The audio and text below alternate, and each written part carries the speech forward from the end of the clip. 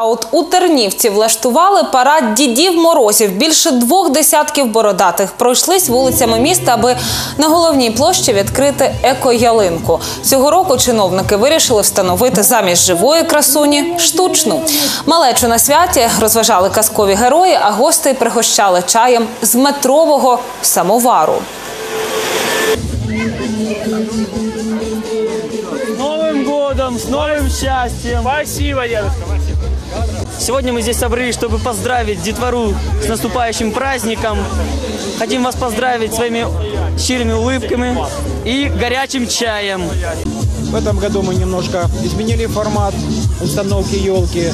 Это эко-елка. Мы бережем природу. Мы хотим, чтобы у нас было много-много елей, сосен в наших лесах. Вот эти все гирлянды, все украшения, которые носят тоже экономический характер по сбережению электроэнергии.